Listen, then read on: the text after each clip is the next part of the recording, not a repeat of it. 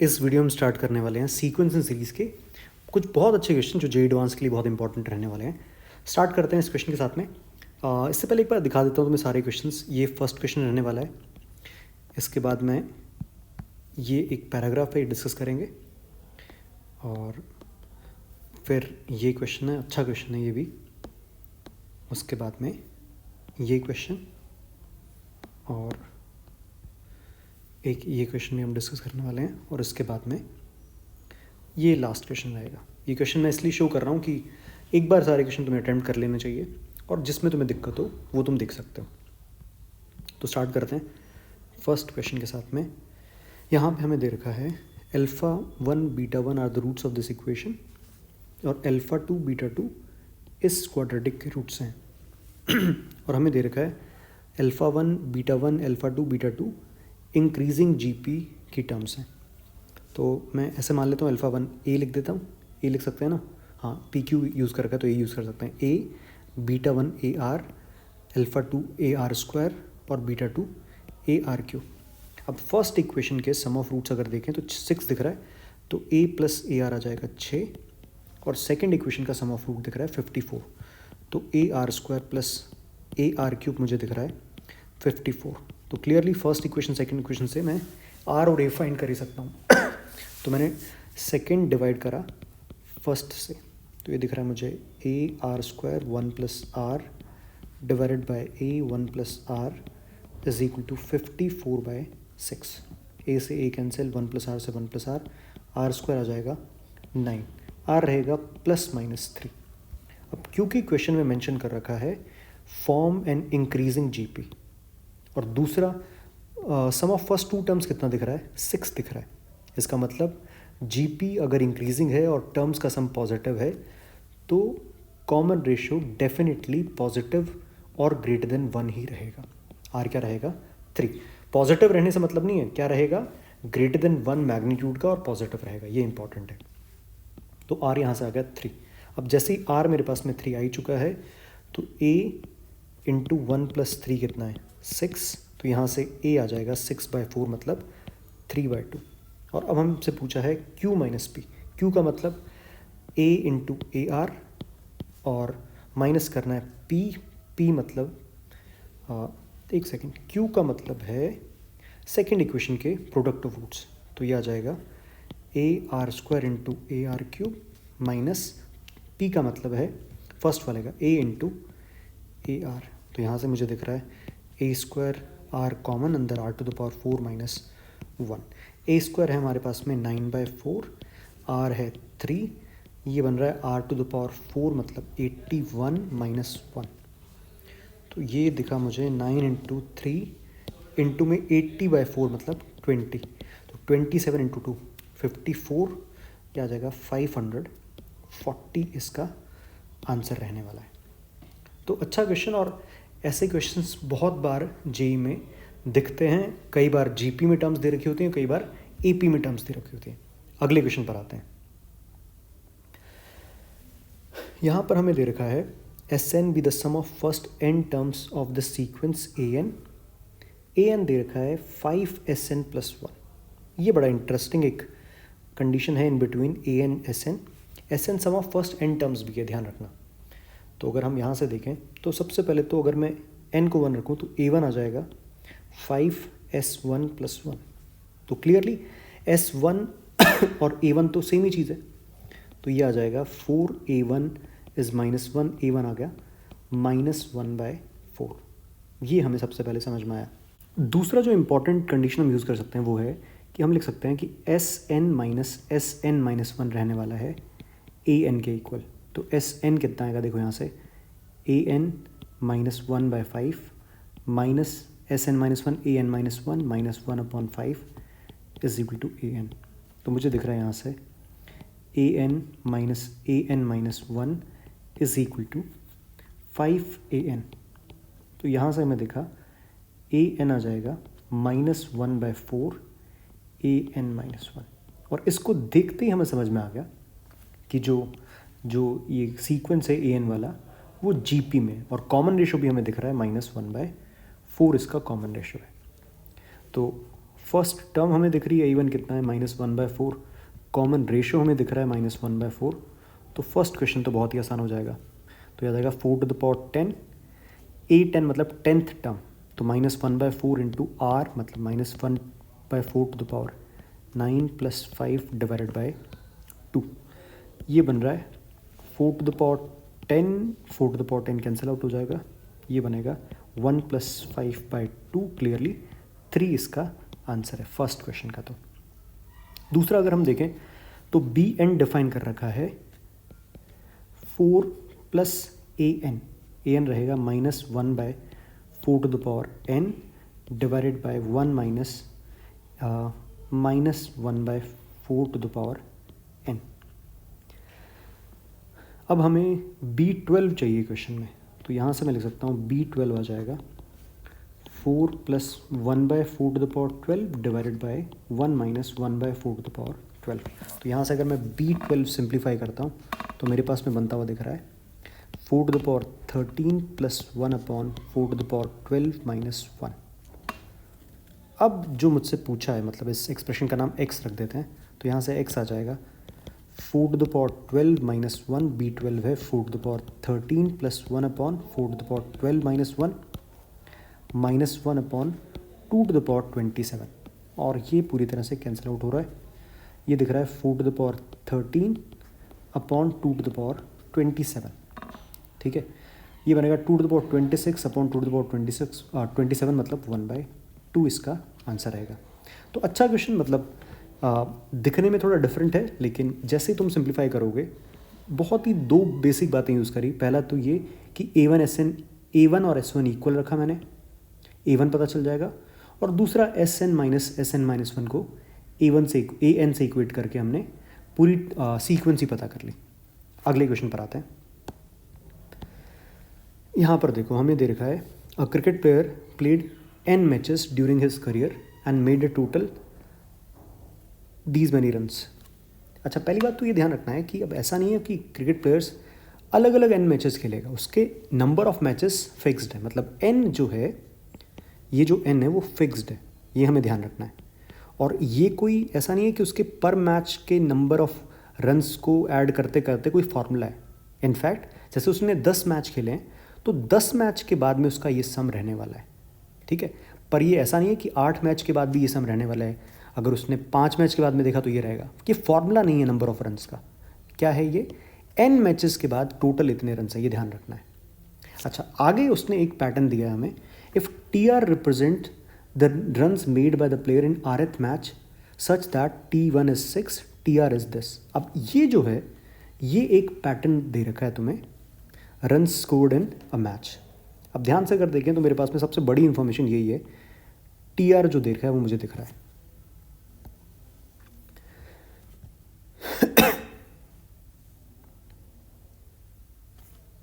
तो यहाँ से अगर मैं एक एक करके सबसे पहले T2 फाइंड करूँ, तो T2 आ जाएगा 3 × T1 + 6 टू द पावर 2। तो T2 मेरे पास में बना 3 × 6 + 6²। और फिर अगर T3 पता करें तो T3 आ जाएगा 3 × 3 × 6 + 6² + 6³ तो T3 अगर सिंप्लीफाई करें तो ये बनता हुआ दिख रहा है 3² × 6 + 3 × 6² + 6³ यहाँ से इन सबसे 3 कॉमन आ सकता है, इनफैक्ट 3³ कॉमन ले सकते हैं, तो 3³ 2 + 2² + 2³ और जैसे ही मैंने ये लिखा अब हमें एक पैटर्न दिख जाएगा। T4 अगर पता करूँगा तो ये आ जाएगा 3 × 3³ 2 + 2² + 2³ और प्लस 6 टू द पावर 4। अब ध्यान से देखो ये बन रहा है 3 टू द पावर 4 2 + 2² + 2³ और 6 टू द पावर 4 को लिख दिया मैंने 3 to the power 4 2 to the power 4। तो ये दिख रहा है 3 to the power 4 2 + 2² + 2³ + 2 to the power 4। ये हमारा फोर्थ टर्म है। अगर तुम एक एक करके सारी टर्म्स देखो, T3 है 3³ × 2 + 2² 2³, T टू द पावर 4 है 3 to the power 4 × 2 2² 2³ 2 to the power 4 का सम। तो क्लियरली अगर मैं यहाँ से Tn पता करना चाहूँ, अच्छा मुझे Tn पता करना है या सम पता करना है, तो पहले तो Tn लिख देते हैं हम। Tn आ जाएगा 3 टू द पावर n और सम ऑफ दीज टर्म्स, तो 2 plus 2 square up to 2 to the power n, ये बनने वाला है 3 to the power n 2 into 2 to the power n minus 1 by 2 minus 1। तो ये दिखा मुझे 2 into 6 to the power n, ये हमारा टी एन है। अब अगर मैं एस एन पता करता हूँ तो वो आ जाएगा समेशन ऑफ टी आर, ये बनेगा 2 into summation of 6 to the power r, r is equal to 1 to 1 minute, मैंने सही तो लिखा है क्या? नहीं, थोड़ी सी गलती की है मैंने, ध्यान से देखो। एस एन जो लिखा मैंने सही नहीं लिखा, एस एन आएगा 2 into 6 to the power n minus 3 to the power N.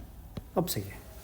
तो अब अगर मैं एस एन पता करूँ तो बनेगा समेशन ऑफ टी आर, ये बनेगा twice of summation of 6 to the power r minus 3 to the power r, r is equal to 1 to n. ये बनेगा 2 6 टू द पावर आर का summation 6 to the power n minus 1 upon 6 minus 1 into 6 minus 3 to the power n minus 1 upon 3 minus 1 into में 3। अब यहाँ से मेरे पास में S N आ जाएगा 2 6 to the power n minus 1 by 5 into में 6 minus 3 to the power n minus 1 by 2 into में 3। ये हमारा एस एन है। तो ये दिख रहा है मुझे 12 by 5 6 to the power n minus 1 minus 3 into 3 to the power n minus 1। अब एन की वैल्यू फाइंड करने के लिए मुझे क्वेश्चन में एस एन पहले से मेंशन कर रखा है, ये देखो, ये हमें एस एन दे रखा है, तो इसको इक्वेट कर देता हूँ। N square minus 12n plus 39 और इंटू में है 4 into 6 to the power n minus 5 into 3 to the power n plus 1 divided by 5 से। तो अगर इसको मैं सिंप्लीफाई करने की कोशिश करूँ तो मैंने एस एन जो लेफ्ट साइड मैंने लिखा है उससे मैंने 3 बाई 5 कॉमन लिया, अंदर बनेगा 4 into 6 to the power n minus 4 minus 5 into 3 to the power n plus 5। अब ये ध्यान से देखो, ये दिख रहा है 4 into 6 to the power n, 4 into 6 to the power n minus 5 into 3 to the power n minus 5 into 3 to the power n plus 1 5 minus 4, ये पूरा का पूरा फैक्टर कट जाएगा ये। तो अब मुझे दिख रहा है 5 से 5 भी कट रहा है। N square minus 12n plus 39 is 3, n minus 6 का परफेक्ट स्क्वायर बना और एन आ जाएगा यहाँ से 6। तो ये बढ़िया क्वेश्चन है। इसमें एक चीज़ ध्यान रखनी थी कि जो पहला हमें ये जो सम दे रखा है, ठीक है, ये आफ्टर एन मैचेस का सम है। इसमें एन की वैल्यू 1 2 3 रख के हम अलग अलग मैचेस में रन स्कोर्ड बाय प्लेयर पता नहीं कर सकते, क्योंकि ये जनरल फार्मूला नहीं दे रखा है यहाँ पर। आफ्टर एन मैचेस का ही सम हमें दे रखा है, ठीक है, ये हमें ध्यान रखना था। अगले क्वेश्चन पर आते हैं। यहाँ पे एक सीक्वेंस हमें दे रखा है T n cube plus 2tn is equal to T N plus 1। और एक बार अगर हम इसके ऑप्शंस की तरफ देखें तो मुझे ऑप्शन ए और बी में सम की बात करता हुआ दिख रहा है, T n cube plus t n cube plus t N plus 1, ठीक है। और ऑप्शन सी में टी एन स्क्वायर प्लस 2 लिखा हुआ दिख रहा है और प्रोडक्ट है, ध्यान रखना, ऑप्शन डी भी प्रोडक्ट का है। तो पहले एक काम करते हैं, सम के बारे में बात कर लेते हैं। और ऑप्शन ए और बी दोनों ही बात कर रहा है T n cube plus t N plus 1 की, जो कि यहाँ से मैं लिख सकता हूँ t N plus 1 minus T N और प्लस 1 के इक्वल। तो अगर मुझे इसका समेशन पता करना है, मतलब summation of T n cube plus t N plus 1 अगर पता करना है तो मैं लिख सकता हूँ summation of T N plus 1 minus T N और प्लस समेशन ऑफ 1, ठीक है। अब यहाँ पे अगर मैं n को रखता हूँ 1 से लेके 100 तक तो मेरे पास में टर्म्स आएंगी t2 minus t1, t3 minus t2 और up to t101 minus t100 और प्लस समेशन ऑफ 1 क्या रहेगा, 100 टर्म्स हैं तो 100 रहेगा। ये सारी टर्म्स हमें कटते हुए दिख रही है, t2 t3 t100, क्या बनेगा ये t101 माइनस t1 प्लस 100 और t1 मेंशनड है 1 है तो आंसर हमारा आ गया t101 प्लस 99। तो ऑप्शन ए करेक्ट है, ऑप्शन बी रॉन्ग है। अब सी और डी में प्रोडक्ट की बात हो रही है, तो अगर मैं पहले सी ऑप्शन देखूं तो सी में मुझे चाहिए टी एन स्क्वायर प्लस 2, तो इसी का यूज़ करके अगर मैं लिख दूं टी एन से डिवाइड करके T N square plus 2 is T N plus 1 by T N. और अच्छी बात यह है कि मुझे इसका प्रोडक्ट चाहिए था, तो मैं फाइंड कर सकता हूँ product of T N plus 1 upon T N, N is equal to 1 to 100। ये इधर लिखते हैं, क्या बनेगा ये, 1 रखा तो T2 बाई T1, 2 रखा तो T3 by T2, T4 by T3 and up to T101 by T100। Cancel हो रहा है ये, T2 ऐसे ही कैंसिल हो रहा है, एक second, T2 by T1, T3 by T2, T4 by T3, तभी तो कटेगा ये, इस तरह से कैंसिल हो रहा है। तो मेरे पास में बनता हुआ दिख रहा है ये T101 डिवाइडेड बाय T1, इस तरह से बनेगा। तो T1 तो कितना है, 1 है, तो आंसर मेरे पास में आ रहा है T101, जबकि ऑप्शन में दे रखा है T100, तो सी ऑप्शन गलत हुआ। डी ऑप्शन अगर हम देखें तो T N plus 1 upon T N minus T N square अगर हम देखें, तो इसी का यूज़ करके अगर मैं लेके आऊँ यहाँ से ही, तो मेरे पास में दिख रहा है T N square plus 2 is equal to T N plus 1 upon T N, और ये आ जाएगा T N plus 1 upon T N minus T N square is 2। अच्छा, ये तो कॉन्स्टेंट ही बन गया भाई। डी पार्ट में प्रोडक्ट ऑफ ये जो पूछा है हमसे, वो तो हर बार ही क्या रहने वाला है, 2। तो कितने फैक्टर्स हैं, बेसिकली 100 फैक्टर्स है, तो आंसर सीधा सीधा मैं लिख सकता हूँ 2 to the power 100। तो डी ऑप्शन करेक्ट है। तो ये भी एक अच्छा क्वेश्चन है, पर अगर ध्यान से हम देखें, क्वेश्चन जैसे जैसे तुमसे कह रहा है उसके अकॉर्डिंग अगर तुम चलोगे तो लगभग सारे ऑप्शन ईजिली हम सॉल्व कर सकते हैं। अगले क्वेश्चन पर आते हैं। यहाँ पे देखो, ये एक सीरीज़ हमें दे रखी है और अप टू इन्फिनिट टर्म्स पता करना है, और एक चीज़ ध्यान रखनी है कि s टू द पावर -1 पूछा है, मतलब 1/s पूछा है, तो ये गलती ना हो जाए। अब न्यूमरेटर का तो पैटर्न दिख रहा है, 3 है, फिर 4 है, फिर 5 है, फिर 6 है, इसमें कोई दिक्कत नहीं है। डिनोमिनेटर में पैटर्न ढूंढने के लिए थोड़ा समझदारी दिखाओ। 2 क्यूब है, फिर 2 टू द पावर 4 इंटू 3 है, 2 टू द पावर 6 इंटू 3 है, 2 टू द पावर 7 इंटू 5 है। तो मेरे हिसाब से वीडियो पॉज कर लो इसको एक बार और खुद से इसका पैटर्न पिक करने की कोशिश करो। तो पैटर्न जो बनेगा वो अगर हम ध्यान से देखें, अगर मैं इस 2 क्यूब को देखूं और 2 क्यूब को लिख देता हूं 2 क्यूब इंटू 2 क्यूब की जगह में लिख दिया हूँ 2 स्क्वायर इंटू 2, ऊपर तो 3 है, नीचे है, अगली टर्म देखें 4, एक 2 अलग कर दो, ये बन जाएगा 2 क्यूब इंटू 2 इंटू 3। अब थोड़ा सा पैटर्न दिख जाएगा, ये है 1 इंटू 2, नेक्स्ट है 2 इंटू 3, नेक्स्ट अगर हम देखें इसमें से तो 2 स्क्वायर अलग कर दो, तो 2 स्क्वायर इंटू 3 और अलग कर दिया 2 टू द पावर 4। अब एक पैटर्न हमें दिखेगा 2 स्क्वायर, फिर 2 क्यूब, फिर 2 टू द पावर 4, इधर 1 इंटू 2, 2 इंटू 3, फिर 3 इंटू 4। अगली टर्म देख लेते हैं क्या बन रही है इसी पैटर्न में। तो 2 square, 2 cube, 2 to the power 4, 2 to the power 5 अलग किया, इंटू में 4 इंटू 5। तो अब ये पैटर्न हमें बिल्कुल बढ़िया मूव करता हुआ दिख रहा है। ये दिख रहा है 2 square, 2 cube, 2 to the power 4, 2 to the power 5, और इंटू में मुझे दिख रहा है 1 इंटू 2, 2 इंटू 3, 3 इंटू 4, 4 इंटू 5, और न्यूमरेटर तो पहले ही पैटर्न में था। तो समेशन में लिखता हूँ एक तरह से, न्यूमरेटर में आ जाएगा r+2 और डिनोमिनेटर है 2 स्क्वायर से स्टार्ट हो रहा है, 2 टू द पावर r+1 और फिर है 1 इंटू 2, मतलब r इंटू r+1, और ये स्टार्ट हो रहा है r इज इक्वल टू 1 से इन्फिनिट तक। अब अगर हम ये देखें, इसको टेलीस्कोपिंग के अलावा कुछ और कर ही नहीं सकते हम इसमें। तो टेलीस्कोपिक सीरीज अगर हम लगाना चाहें तो स्प्लिट करना होगा। अब न्यूमरेटर का डिफरेंस, मतलब न्यूमरेटर में मुझे दिख रहा है r+2, तो डिनोमिनेटर के फैक्टर्स का डिफरेंस r+2 हमें चाहिए। तो r+2 बनाने के लिए अगर मैं यहाँ से एक 2 निकाल लेता हूँ और r+1 को दे देता हूँ, तो ये बनेगा समेशन के अंदर r+2 upon 2 to the power r into 2r+2। अब अच्छी बात देखो, 2r+2 और r का डिफरेंस मुझे न्यूमरेटर में दिख रहा है r+2। अब ये स्प्लिट कर देता है, ये बन जाएगा summation of 2r+2 minus r upon 2 to the power r into r, 2r+2, और इधर आ जाएगा 2 to the power r into r, 2r+2। 2r+2 cancel हो जाएगा, r से r कैंसिल हो जाएगा, ये बन जाएगा summation of 1 upon r into two to the power r minus one upon two to the power r, और यहाँ से एक टू भी कॉमन ले लो, r plus one, r plus one. और जैसे ये लिखा आप तुम्हें दिख रहा है ये कॉन्जिक्यूटिव टर्म्स हैं। अब इस पर टेलीस्कोपिक लगा के हम आंसर निकाल सकते हैं।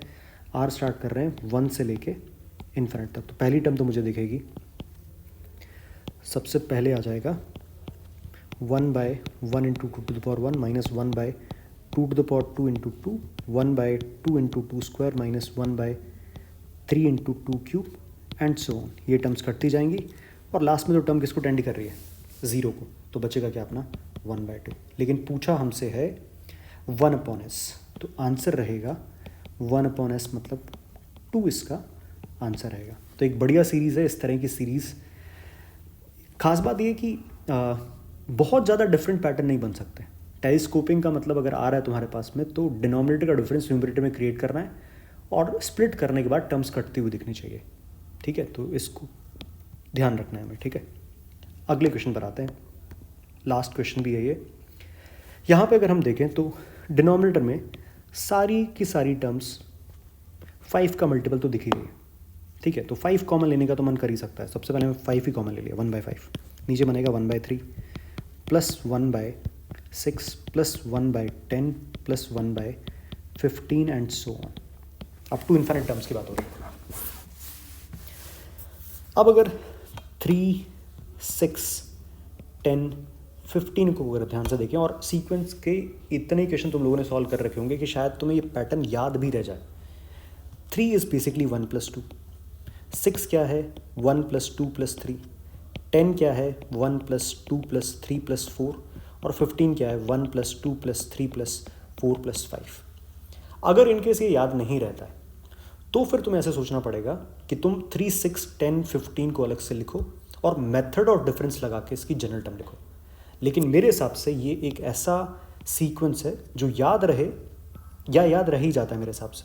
ठीक है, तो इसको मैं लिख सकता हूँ 1/5 समेशन के अंदर 1 + 2। ठीक है, तो मैंने लिखा डिनोमिनेटर में 1/r, r + 1/2, लेकिन स्टार्ट ही किससे हो रहा है, r2 से स्टार्ट हो रहा है।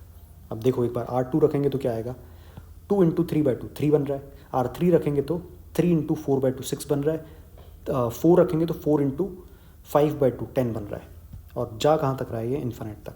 तो इसको लिखा मैंने, ऊपर जाएगा 2/5 समेशन के अंदर 1/r, r + 1, r = 2 से लेके इन्फिनिट। और इसको सॉल्व करने का तो बिल्कुल एकदम स्टैंडर्ड तरीका, स्प्लिट कर देते हैं, तो ये बन जाएगा 2/5 समेशन के अंदर 1/r - 1/r + 1, और r स्टार्ट हो रहा है 2 से लेके इन्फिनिट तक। ये बनेगा 2/5, अंदर रहेगा 1/2 - 1/3, फिर आएगा 1/3 - 1/4, फिर आएगा 1/4 - 1/5 एंड सो ऑन। ये टर्म्स कटती चली जाएंगी और लास्ट वाली टर्म्स ऑब्वियसली किसको टेंड कर रही होगी, 0 को। तो ये आंसर आ जाएगा अपने पास में 1/5। पूछा क्या है हमसे, अच्छा ये सम 1/5 आया जो हमें दे रखा है k/20। अब k/20 अगर 1/5 है तो k आ जाएगा हमारे पास में 4। तो ये इस क्वेश्चन का आंसर रहेगा। तो मैंने कोशिश करी कि 7 एक अच्छे क्वेश्चन सीक्वेंस सीरीज के जिस तरह के क्वेश्चन तुम जेईई एडवांस में देख सकते हो वो मैंने रखे। और अगर ये सातों क्वेश्चन तुम सॉल्व कर पा रहे हो इजीली, तो तुम पूरे कॉन्फिडेंट रह सकते हो कि सीक्वेंस का क्वेश्चन तुम्हारा गलत नहीं होगा।